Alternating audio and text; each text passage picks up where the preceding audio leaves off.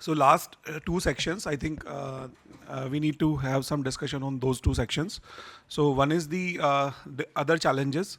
There was some overlap in most of the presentations, and it was expected to be because we cannot totally disconnect each and every section from the others. And still, we were able to take out some important points which Sandeep and Devashish they have noted.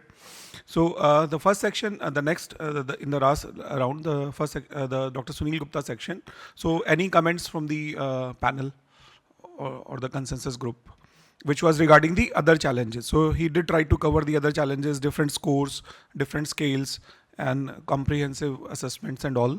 So if there is any opinion, any evidence you want to bring to the attention of this panel, yes, Dr. Vinay. I think the presentation is very, very scientific and Can you give the mic there? Mic over. Yes. Okay. the presentation is very scientific and very important. The important thing is it's less doable in clinical practice. To have a scoring system and to take all the points together and make a score, because the scores are going to change every visit. It's not going to be the same like every visit. So it's going to be very, very difficult in even patients, elderly people who are not very educated in our part of the state. So it becomes very, very difficult to ask them each and everything again and again, and it's going to be real tedious job when you have a lot of geriatric patients in clinic. Right. So Something I think simplified would be more acceptable. Like we were talking initially that we should have something which is very, very simple in as far as consensus is concerned. right. Dr. Devashish, please note that point. Any other point on that? Yes, sir. Please. I just like to mention in continuation what he has already mentioned. This statement will ultimately go to the basic level, basic care givers. So whatever we'll do, we'll have to do in a very simplified form. And I think in a questionnaire form, if we develop something, that will be easy to adopt by the caregivers, number 1 point. Number 2 points, we'll have to have a point where we can de-prescriptionize certain things which are, I've seen in my clinical practice that are being included, which are not that necessary, or in elderly person, we should omit all those prescriptions. And this is one of the things. And one thing, and gender-wise, we should take 1 or 2 points which are important. Noted, sir. Noted. Doctor. Yeah, I think my point is on pharmacotherapy, about polypharmacy. Polypharmacy is bound to happen. If 5 and more drugs are polypharmacy, it will bound to happen, always. But the point is that the very important thing is the drug interaction. Many patients are hospitalized again for drug interaction. And how to avoid that, and what you can help that way. American Geriatric Society has got a Beers criteria. I think we'll have to get one. That is very, very important. Otherwise, there will be a lot of problem, and by doing this, we can help our elderly population, because there will be bound to be this problem. Cardiac medication, diabetic medication and all this. So we need to bring out one criteria, thinking about pharmacodynamics and pharmaco things about our population, that something like Beers criteria. So that is very, very important. So I will request you, sir, for the next round, on your suggestion, if you can bring out 2-3 evidences, 2-3 papers on this which are already there, so that we can include them in our review. Dr. Rajesh Kesri, sir, then Dr. Urmandru.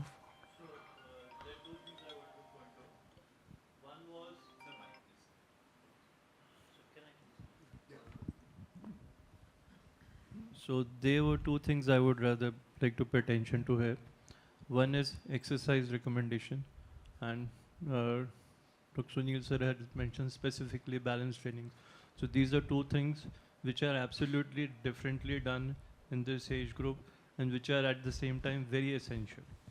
So somehow we should bring out some specific recommendations, this many exercise, this much time, whoso can do what, because not everyone can walk 4 kilometers or 3 kilometers, but still they should do the muscle strengthening exercises which they can do. So they should be specifically mentioned in this. Right. Other thing is, yes, one more topic, that's all. The other thing is about polypharmacy. Now we're talking a lot about polypharmacy and de-prescribing drugs, but at this age, there are certain problems which are very important to address, like hypertension, dyslipidemia, and they are specifically more in diabetic population. They are the comorbidities in literally all diabetics at the age of 65, 70. Now you cannot just take them off these drugs.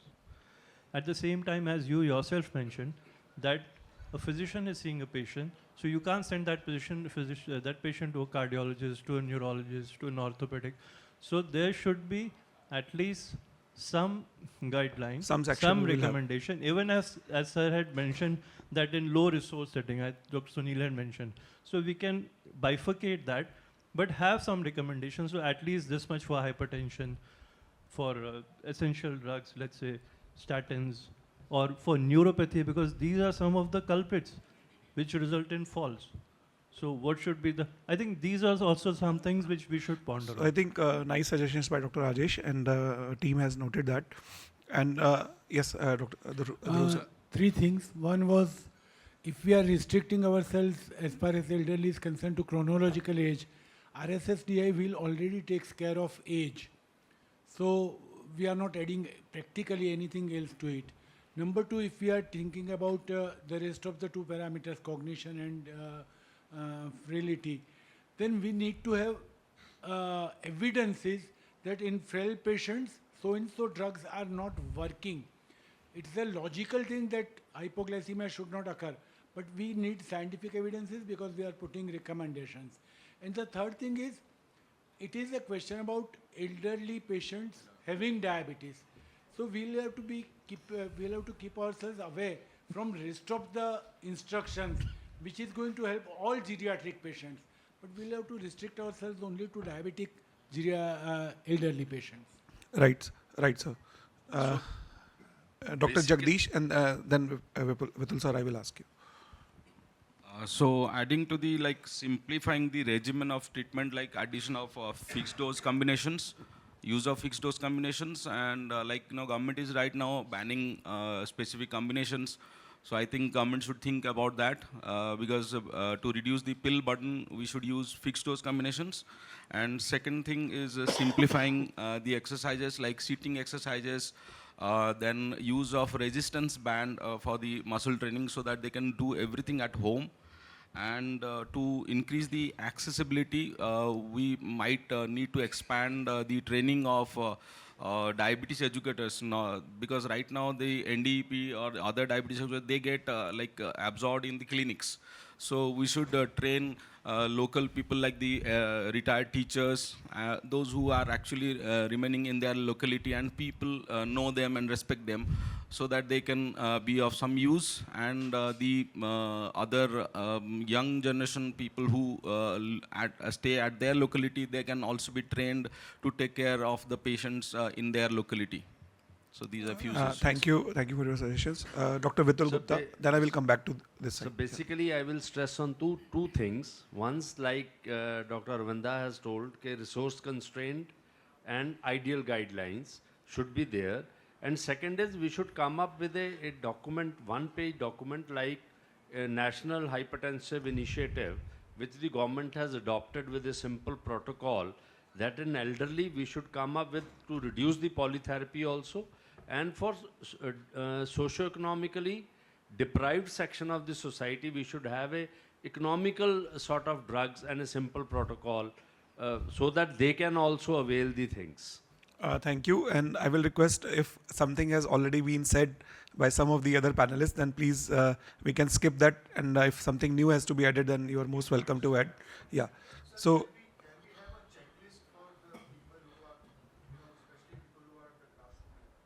Checklist, right. Right. Dr. Monica, ma'am. So I would like to talk about the low adherence, how that can be improved. So Government of India NP-NCD program has meaningful engagement of people living with NCDs. But what are the operational models of those have not been worked out. And I would like to highlight here that the engagement of patient is low because they do not even know what disease they have, what does it mean to take insulin. We have done number of community conversations where when we ask, what do you do for your diabetes management? and this is urban, business class family, well-read, एक सफ़ेद गोली लेते हैं. Right. Doesn't even know the name. So I think somewhere that connection has to be made, and as is being said, diabetes educators are overworked. We need patients themselves to become the community champions. So those who are navigating the health system, their condition well, how they can be trained to actually become a bridge between the health system and the community. Thank you. Sir, first Dr. Muralidharan and yeah, Balaji, sorry. One thing is we need some strategies more focused also at rural levels. So still. So I agree with you, but right now our scope, first we need to understand the scope of our consensus statement. Then then we can certainly add some sections that these need further discussion or further elaboration. So if we need to add anything to the current scope of discussion which we have right now, 5 sections we have discussed. So I will request. Dr. Amit? Yes. Yeah. So, what you raised as a point is important because we have a huge population in the rural belt, or you can say the semi-rural or semi-urban belt. Now, important thing is what we are looking at here is first, what should be the standard of care?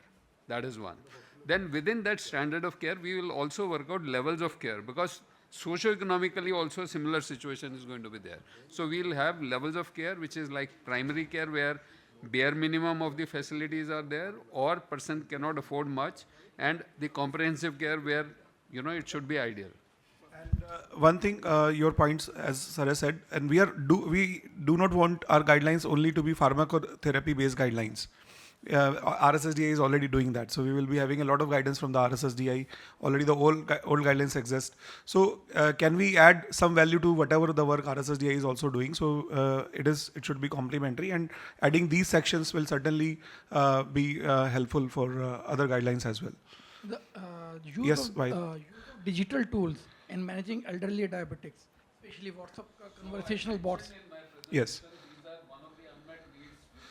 So, and you are very right, because sometimes we do believe, this is a general belief, that the senior citizens or elderly people, they are not tech friendly and they avoid the use of technology. But we get so random examples that they are more tech savvy than the people, the younger generation. So we should not label them, or we should not have this stigma that they cannot use technology. I think right education is needed. So your point is very valid. In fact, with the younger population, we are having rampant use of technology, but all the technology that they are using is not goal directed. In elderly, they are very specific about choosing what technologies they want to use. They want to keep them busy, they want to keep them entertained, so mental health is taken care. They want to keep themselves, active on the health format. They are also looking at communication between friends groups. So there are so many things that they are doing on their own. And I have patients who are like visually challenged. So they have got trained on using AI to convert the these books, e-books into, audios. And they once they are communicating, they record the audio messages and they are sending. So they are using all kinds of technology, which is useful to them. And they are very choosy about it. So they are actually helping themselves by making their quality of life better. I just wanted to share some experiences. Like we should include adult immunization as a national immunization project from our organization.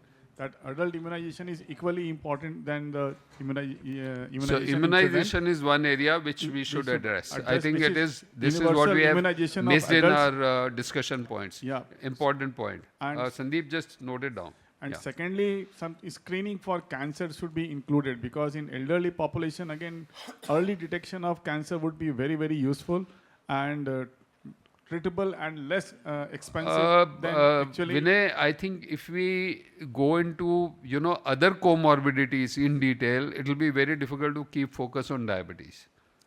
It has to be comprehensive, part of comprehensive geriatric care, but we cannot be doing everything. If we increase the checklist of do's on an annual basis, it will be very difficult to implement it. what we want is it should be realistic, simple, easy to do guideline, which can be done at primary care level. You know, that is what is the goal. So that is the primary goal. Then comprehensive, of course, you know, if somebody is visiting a physician level, they can do what they want. And secondly, lastly, everyone is talking about educators in clinics for the elderly people. Why don't we have something like home care nurses coming up into picture for care of elderly people? Because home care nursing is one area which is very, very rapidly spreading all over the world.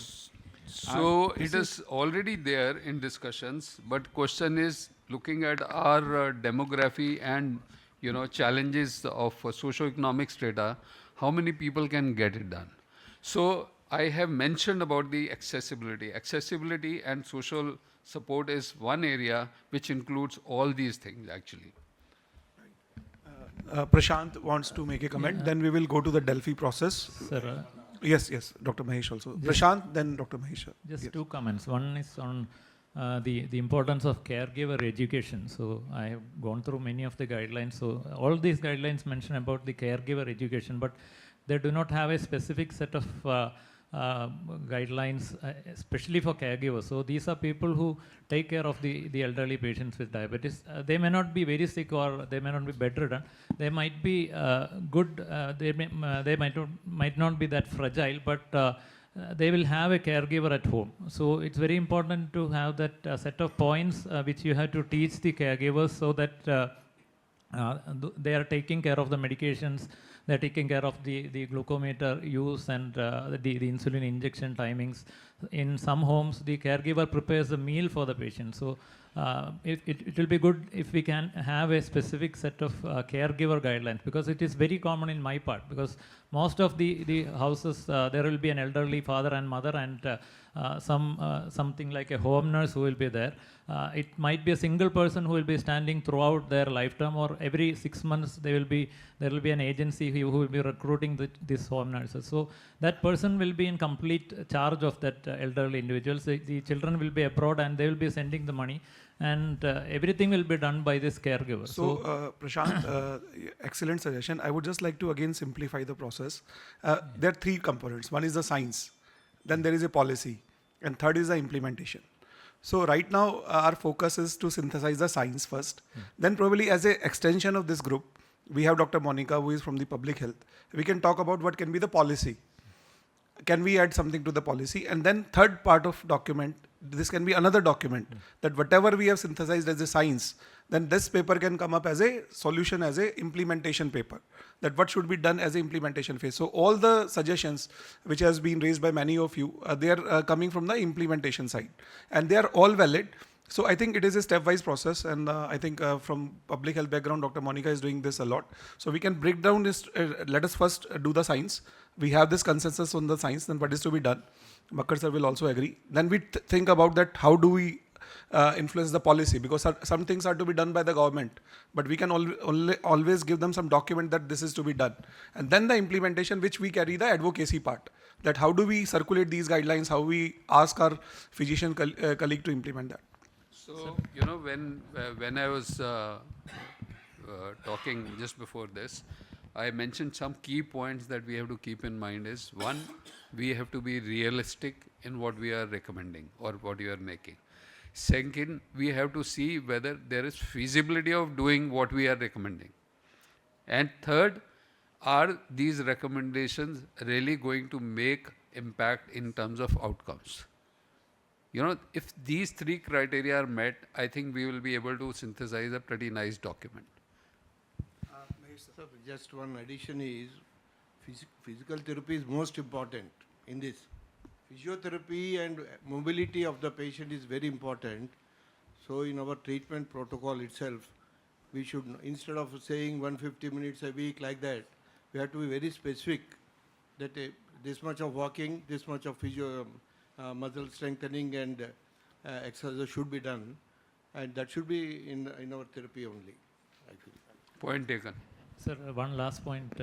Along with that de-prescribing, which was mentioned, I think we should add the term of drug de-intensification. Yeah, no, de-intensification. de-intensification. We should add reconciliation also, drug reconciliation, which is very important because many duplications occur with different specialties coming, so that should also be added. Noted.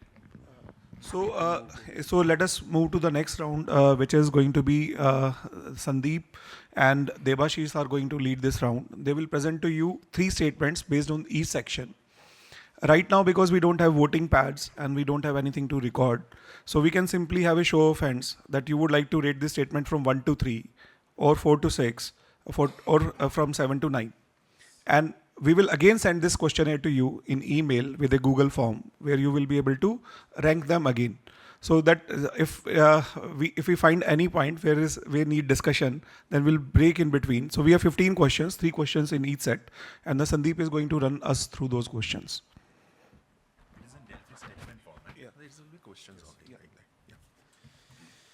Well, so before this meeting, we have actually drafted that based on our preliminary, based on the understanding and the going through all the published literatures and the guidelines. And of course, the from the panel, whatever we discussed today, all the advice and the comments, whatever we are captured, it is going to make that impact and the changes will be done based on that. So first of all, in the classifications, obviously this is just a preliminary draft and it is going to undergo the editing, henceforth after these discussions is got. Before I move forward to the questions, I was just very briefly mentioning about that in continuity to the RSSDI pharmacotherapeutic will, we can actually think about it. May not be in this current guidance document, but maybe in the future guiding document, as Dr. Amit Gupta sir said that we are going to have the 3 pillars of the things like science, then policy, then the advocacy or implementations. Maybe in the future documents we can consider or think of something similar to that. So now coming to this, okay, the first statement is that elderly individuals with diabetes should be classified primarily on the basis of functional status, frailty and the cognitive function rather than the chronological age alone. So how to put forward these things, I think we would like to take the opinion from all of you. So how to do these things, sir? Voting will be there or? Yeah. Maybe you can just capture the comments over here. Yeah.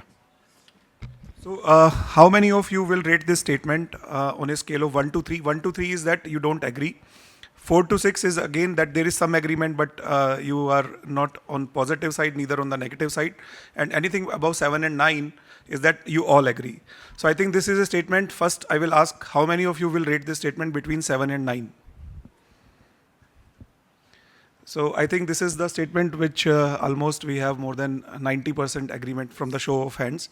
So this is one statement which goes from here. Yes. Then we have the next statement. Sandeep will ask. Yeah. So there is a need for an India-specific practical classifications framework for elderly diabetes that integrates mental status, functional capacity, cognitive health, and social caregiver support systems. So again, the same scoring. I think first we'll have the 7 to 9. How many of us? So these statements will form the background of our work. So we will draft. Majority are again agreeing. So Vasant Kumar sir and Makkar sir has vetted that. Yeah, we will note down the suggestion, but whenever we go back, we will look into the evidence.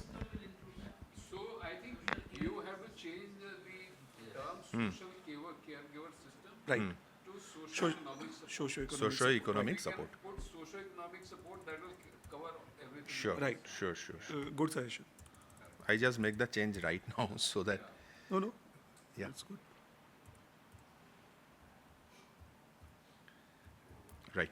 Yeah. So this covers, everything. Yes. Then the last one, availability and capability of caregivers, along with rural-urban healthcare access disparities, should be incorporated into classifications and risk stratifications of elderly diabetes in India. So again, we need to have show of hands. So please read the statement. So yeah.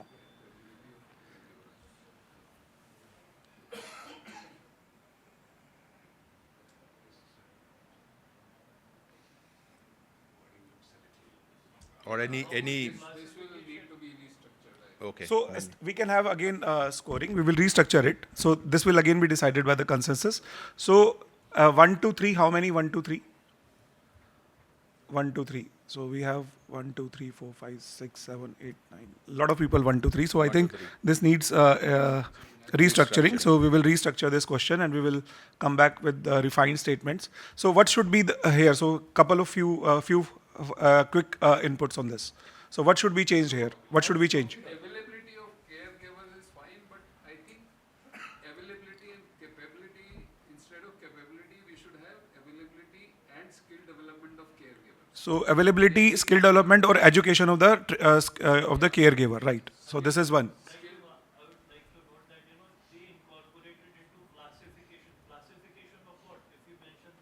We are discussing the section of the classification of the elderly. How do you classify? As you suggested, we look into the mentation, cognition, frailty. So this is in continuation with that. Neeta ma'am? What I think is that if you, at the end of it, decide to have two separate sets, one is ideal situation and one is resource poor, then Resource you don't limited. need to have this into a classification. Right. Okay. Because you've already divided into resource poor settings and Right. ideal settings. Okay. So, Neeta, I think in both settings, Yeah. you will have to define a different level of availability and skill development. You know, in a ideal setting, you should have a person who is qualified, trained. That's what I said. So if But you've already in made a that. minimal access, maybe you can, train the multi-purpose health workers in the local area or the local So social workers that can be to provide some, care, yeah, So that can be somewhat minimum care. it can be somewhat generalized, but if you put this directly into classification, things are very difficult because sometimes the rural and urban divide is so fluid and so blurred. You can't put it into a classification. Put two different levels of care. The development of caregiver is more about public health. So because it will be the first section, that how do we classify elderly, as Dr. Dhruv has already mentioned that only out of so many guidelines, 17 even did not mention what is the cutoff for the elderly, and it varies from country to country and different WHO classification also. So we will consider all those points, and this is one point where I think it will need more discussion.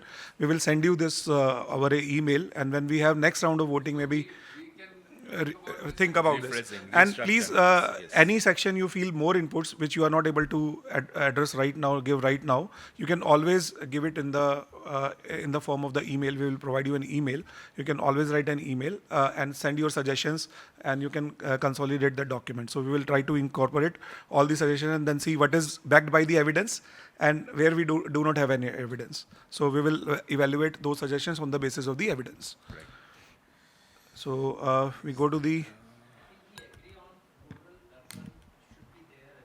right. So yes. So we will only restructure this statements. Right, sir. So we noted that. Then come to the guidelines. So next part which we discussed was about the guidelines. We have already shared a document which covers the ADA guidelines, the NICE guidelines, IDF guidelines. So this is the Sandeep, you read Yeah. the statement. So the first statement under the guideline sections is the glycemic targets in elderly individuals with diabetes should be individualized based on functional status, comorbidity burden, hypoglycemic risk, and life expectancy rather than adherence to uniform A1C thresholds. And also accessibility. Sorry.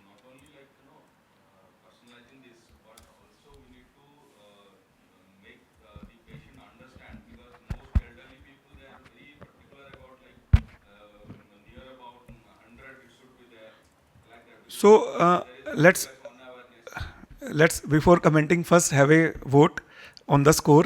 How many? 1, 2, 3. 1, 2, 3 means no. Then 4 to 6, and then 7 to 9. Unanimous. So unanimous. But we need some addition. So you can always send those I have added suggestions. that, also accessibility. Right. Accessibility is already important. Right. Very good. Right. Sir, this is just a rough draft.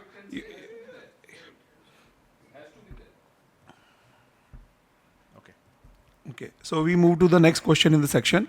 Before we move ahead, expectancy in terms of guesswork or something. So, sir, life expectancy cannot be defined easily. But somebody has multiple comorbid conditions. Then life expectancy is going to be.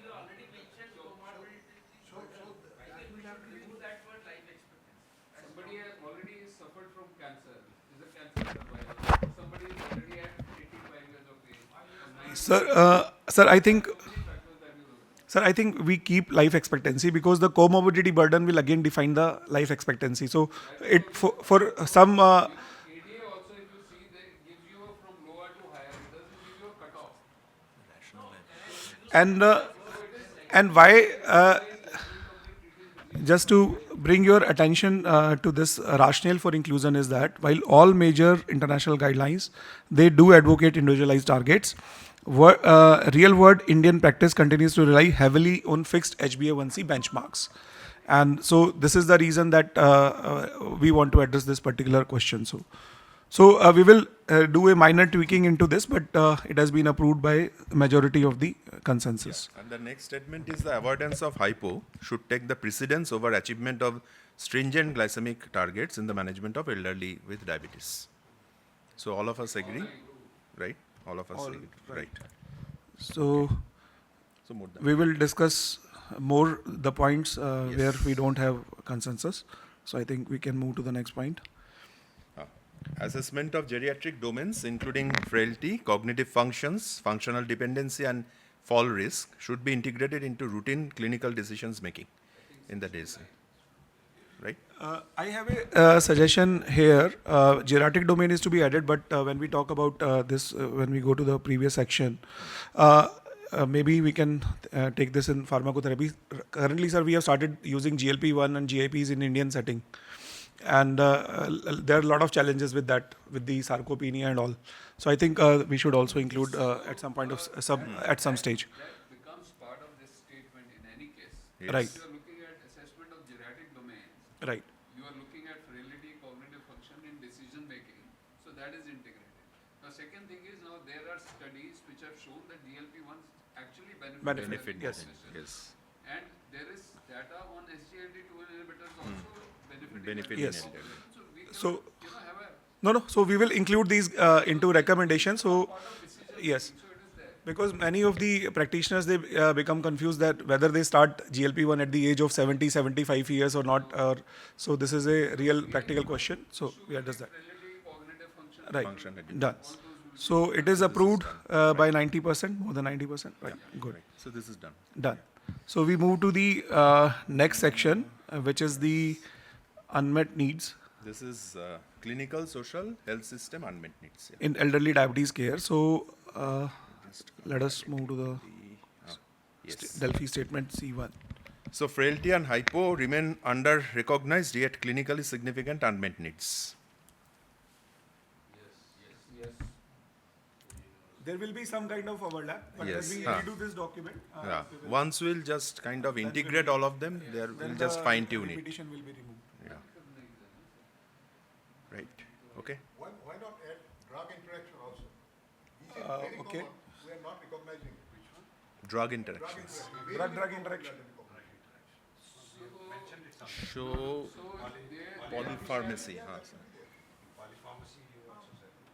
Ma'am. Yes. Ma'am, it will take 2-3 rounds.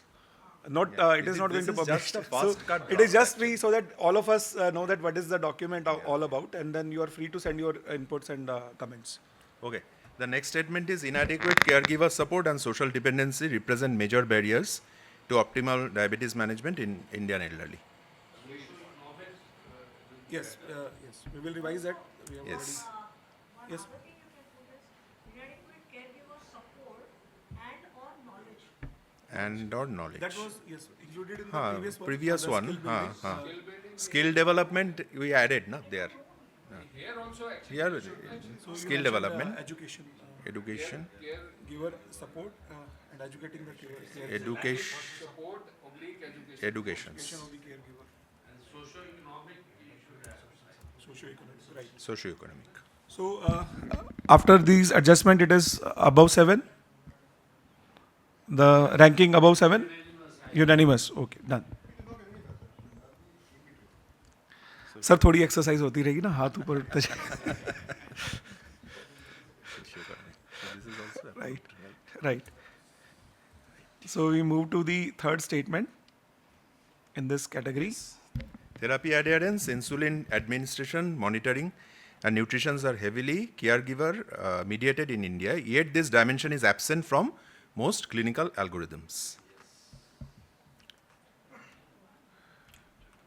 1, 2, 3. All agree? All agree? Okay. Right. Okay. Fine. So we move to the fourth section. Here there was one more actually. One more? So yes, We go. had one more. We can debate or discuss that whether to keep it. This is health system fragmentations. So fragment. This came from the upward. Upward. Above one. So this. Sorry. Just roll it down. Yes. So what you have put 9%, 90% is for this Delphi statement. This one. 90% Delphi. Inadequate caregiver. So this we have come for third one. Third one. This is second one. This is the second one. Go down. So this is the first one. Third one. Yeah. Second. So this we have already done. So this one.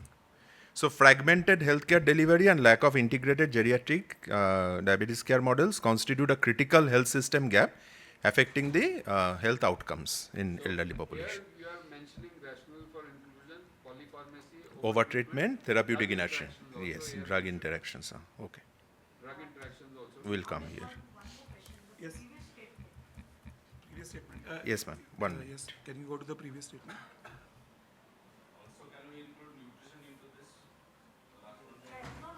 Previous, this one, ma'am. This one. No, not this one. Where it ends with clinical algorithm. Next one. Acha, next one. Between this one. No, not this one. Next one. Where it ends with clinical. Yeah. So therapy, adherence, insulin, all of that is yet this dimension is absent from most clinical algorithms, which is meaning to say that we want to include it in the clinical algorithm. Now my question to you is, this is so basic, therapy adherence, insulin administration, and if this is put in the clinical algorithm, is it going to change the management? It will only tell you that It is not, it is not there It is not. and it needs to be taught. Talk. But Yes. in an algorithm, when this is there, how does it change the treatment? Insulin को देना ही है, therapy adherence Yes, has to be yes, there. yes. Rather. So it doesn't become part of clinical Right, algorithm. right, It's right. awareness. Yes. True. Right. Training the healthcare systems. Yes. So it will go into the education. Education's part of it. So this one. So fragmented healthcare delivery voting. Because here we are talking about polypharmacy. The rationale of keeping this statement is polypharmacy, over-treatment, drug interactions, and therapeutic inertia.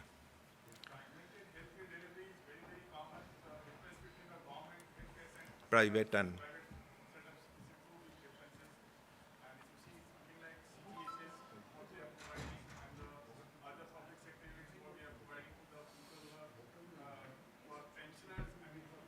Inaccessibility also. Inaccessibility is also very important part. Accessibility we have already. Accessibility, sir, we have already mentioned, and as I have already mentioned that you will find some overlap between the statements. Accessibility is already taken care of, so we will take care of that part. It will be addressed in the document, sir. so 7 to 9. So how many for the 7 to 9? Everyone, right.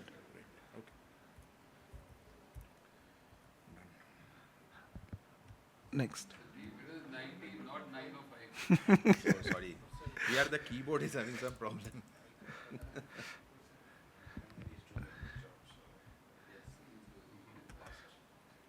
Yeah. Challenges related to frailty, cognitions, comorbidities, adherence, and hypo. So The second last this is section. the challenges which Dr. Sunil Gupta highlighted. So Yeah. these are 3 questions which have been drafted, but sir, you feel free to, all the section lead, they can send more questions and they can add to these sections and we can discuss them. So the first statement is, frailty should be considered a primary determinant for glycemic target relaxation and therapeutic de-intensification in elderly patients with diabetes. Yes? So it is approved by everyone. Sir, we will Yes, provide, yes. So all the statements, so we will look into the scientific evidence and every statement will be backed up by some evidence, and wherever there is no evidence, we will simply say that we did not find any evidence for these. This is general consensus, right, sir? Right, sir. Yes. So then cognitive screening integration. So the other challenges. So routine screening for cognitive dysfunction should be incorporated into clinical decision making for elderly diabetes management. Correct? So that this is what we will discuss and how to find a practical solution for that. Yes. So I think it is need because, but how to do it, this is again a challenge. So hypoglycemia as central safety metric, and prevention of hypoglycemia should be treated as a central safety outcome in the management of elderly diabetes, particularly in those with frailty, multimorbidity or cognitive decline. So hypoglycemia we have already mentioned in One of the previous. central, metric. So I think this will be just duplication. Duplication. So we will delete this question and we will replace it with the others. Hypoglycemia and relaxed goals are So just a thought for all the esteemed panelists. Though we are talking only about diabetes. So do we also mention some degree of hyperglycemia, which should also create some alarm, as Dr. Arvinda mentioned during his presentation, that it is not just the hypoglycemia. If hyperglycemia, some senior elderly is having glucose level 250 or above 300 or something like that. Yes. Yes. So I think we can balance this. We have already covered hypoglycemia, but hyperglycemia, some degree of severe hyperglycemia or something should be given more attention. Right. And if, okay. Yeah.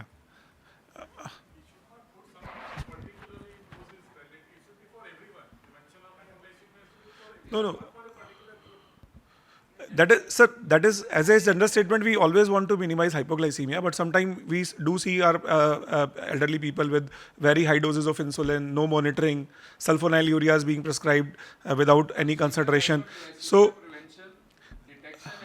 Detection. yes, it should be a priority that we should be looking. Right. Rational, definitely. And do you think we should add some degree of monitoring advice also into this document? Yes. Yes. So I think a long-acting analog is the safest thing. Right. Some insulin is enough for 24 hours. You should avoid those. So we should praise about long-acting also. We are praising about GLP-1, but that is more important. Right. I think for 24 hours there won't be any hyper or decay. You need small insulin. Right.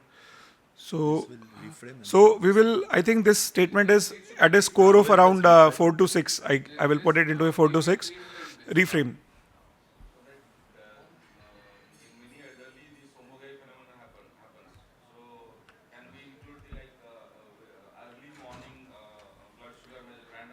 So,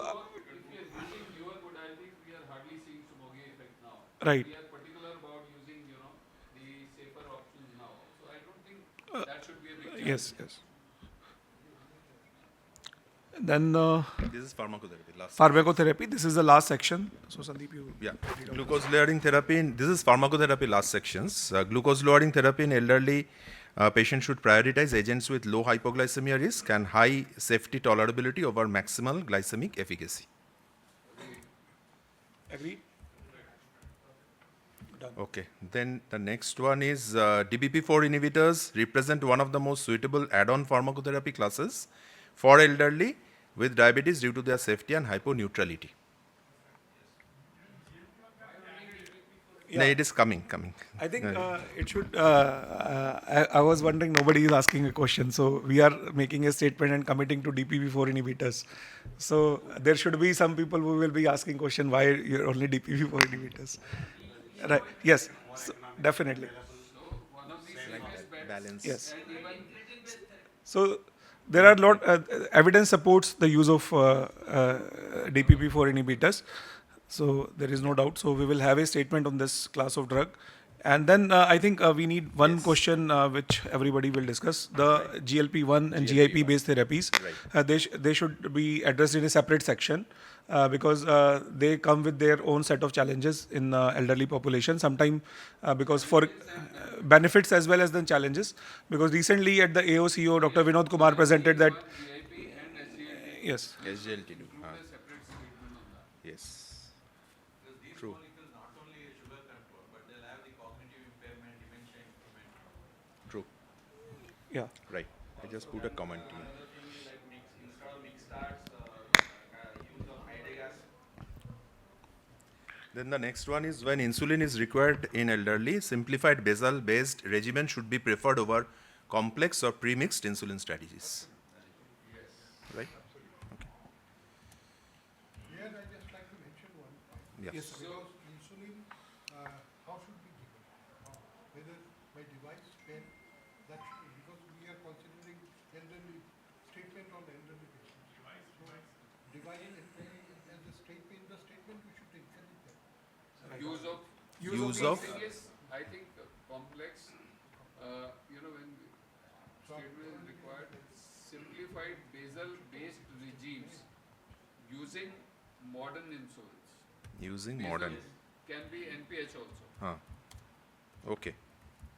So using modern insulins.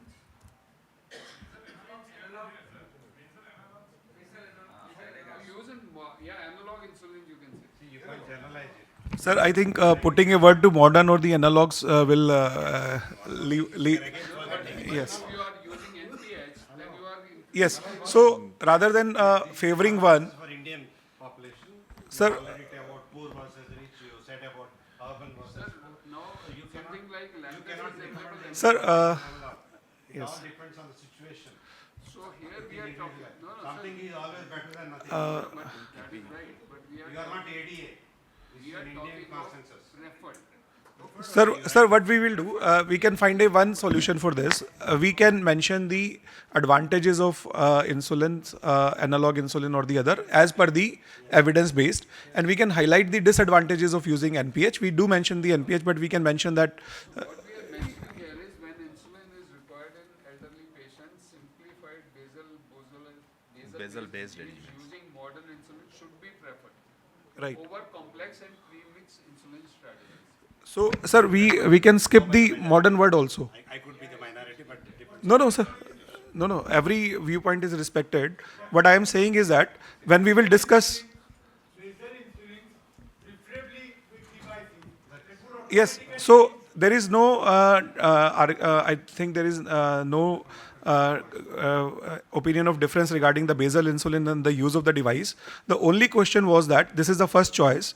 But do we completely say that no NPH? We will not say that. We will only highlight the anything which comes with. Yeah. Yes. If you read the statement, So statement, I think statement itself is.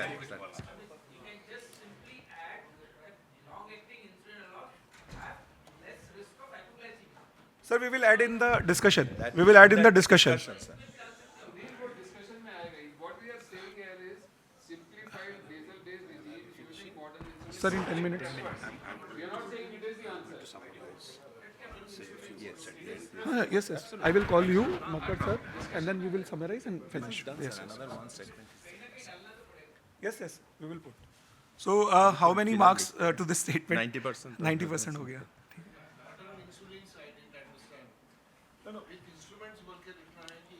नहीं, sir, we will go back and see the evidence. So, evidence. So ये सारा आएगा आपके पास. Suggestion के साथ आएगा.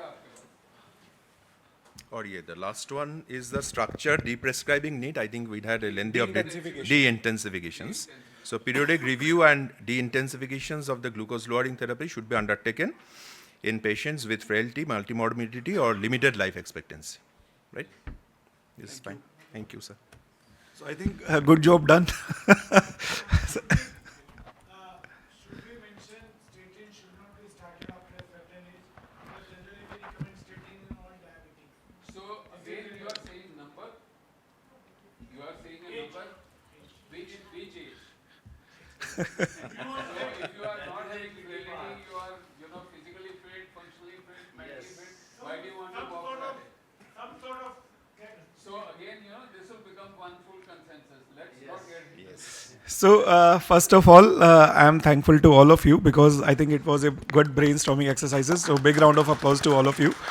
Before I summarize, I would like to invite our chairs, Dr. B.M. Makkad and Dr. Vasant Kumar, one by one, to have their final statement, and then I will summarize and close this, and then next steps I will discuss.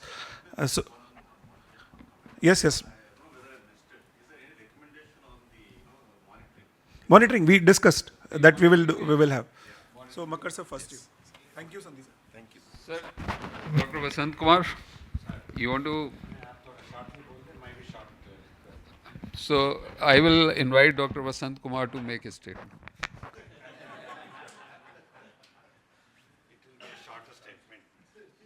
End of the day, I'm sure we have become slightly wiser. I won't say completely wiser. Many times, don't forget that most of our patients are wiser than us because they suffer from the disease. They know more than us. But many times we don't accept it. Many times we don't accept it. Take this point from me. And we were talking about medical evidence for each and every consensus that we make. Where is this evidence coming from? There are terrible situations in this country. There are people living in the remotest part, diabetics. I have type 1 diabetes under my care who are on NPH, things like that, still surviving. I'm just giving an example. So sometimes the evidence may not come, but don't wait to take a decision just because you don't have evidence, and the evidence has to be from your country. That's one point. Nothing is more important than personalizing, managing diabetes in elders. We knew that. Chronological age has very little importance here. And one good point came out is about the importance of role of caregivers, which is very important. We have to train them. We have to, first of all, consider their existence. Caregiver can be anybody, Sandeep. It can be the daughter, daughter-in-law, anybody. It need not be. So we have to train them how best we can do. Finally, one point I want to insist. In fact, I do geriatric practice. So what are we trying to achieve? We want to give longevity, and also we want to give quality of the life. That's why we always say, not just adding years to the life, but add life to the years. So both of them is our goal. So let us be holistic, let us be wise, understanding, and take a proper action. Finally, we are saying it is consensus. It's not 100%. What I say, you could say something else. It's a final consensus we are doing. We are trying to do something better than what we are doing now. Makkad, I'm finishing. Thank you for your short statement, sir. With that, I think we come to end of this session. So it is my pleasant duty as one of the moderators to thank everyone here. Last is we will hand over to Amit will do it? Okay. So I think everything has got summarized as far as I am concerned. Everybody is, must thank everyone for very active participation, very useful inputs. And big round of applause for Amit, because, once I give it to him, nobody is going to clap for Amit. So big round of applause for Amit, and of course for myself and Dr. Vasant Kumar also. And writing team, of course, the team support from Sandeep Mitra and Subhashish.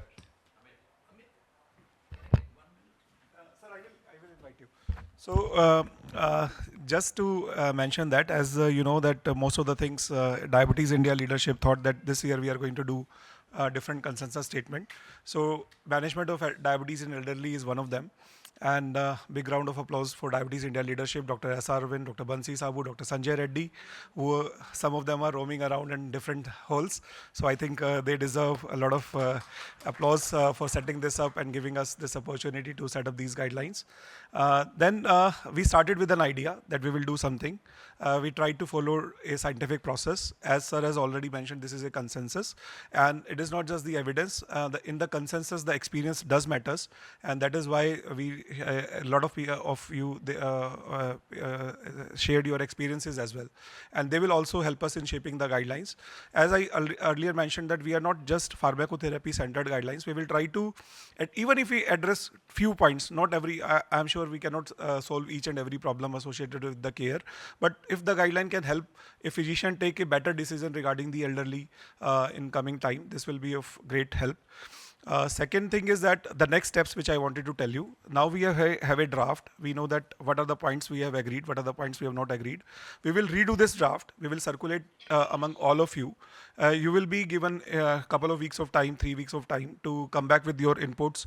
And if you have any comment, I will request you if you can back up with an evidence or some document if it exists. If it does not exist, you can simply write that there is no evidence. This is my experience, so that we know that it is coming from an evidence or is it coming from your experience or your wisdom which you have acquired over a period of years while doing the clinical practice. So this will help us in making what is evidence based, what is experience based, what is the consensus on all those. Then we will have another round of question and answers, which if required we can do online meeting as well, or we will have simple email communication will help. And if at all required, if we find that there is some point which is still to be addressed, we will have another third round of Delphi. Most of the time the third round of Delphi is not required. We are able to achieve consensus in 2 rounds. So this is the next step. I will request sir to make a statement for 1 minute, and then before we leave this hall, we will have a group photograph of this consensus group meeting. I think this is very, very important to have this photograph. Right. Sir, please, over to you. Sir, you can take. Thanks for this opportunity. First thing, I didn't get I registered probably the first on the online, so I have not read it. It was a wonderful evening spent. I was here as a medical student because I had not read the consensus. I learned a lot from each one, but too little summary. I was done some homework. I think we have to keep it simple and keep it practical. So many ideas, it won't be practical, and time constraint in the etc. And also we don't have to reinvent the wheel. Whatever notes I have made, I will send an email to you, you can circulate. First thing is we always say EASD, ADA. I think we should start saying about Diabetes India guidelines, which they should copy. So one of the work I did with the help of AI as you are talking is I will propose a score which is the Diabetes India score. AI gave me a title. It is called Diabetes India TG DAS score, Total Geriatric Diabetes Assessment Score. So many scores, how can we do it?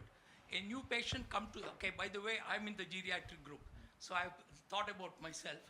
A scoring system based on the single score. Anybody, nurse can fill it, total score, and even ADA classifies only 3 terms: healthy, intermediate health, and poor health. I think if we complicate it, won't work out. And total score comes to 80 and 0 to 20. You can classify something practical. And number 2, you know, ADA standards gives about 12 chapters. 11 is common, 12th elderly. I've also prepared a small all that what you have discussed in 3 pages, so that any general practitioner. So this is my little contribution I propose to it, and they can look at it. Thank you, sir. It was a wonderful learning from each one. I was here as a student. No, sir. Thank you, sir, for your insights and your appreciation. And please do send your suggestions and any kind of score. Definitely, we can again reach out to the group for validation because any score proposed, it has to be again validated in the clinical practice before we propose anything. So we can do validation as well. And Dr. Monica has a lot of expertise in getting things validated. So we have all kind of experts in our room. So once again, thank you very much, and I invite all of you for this group photograph for this consensus group meeting.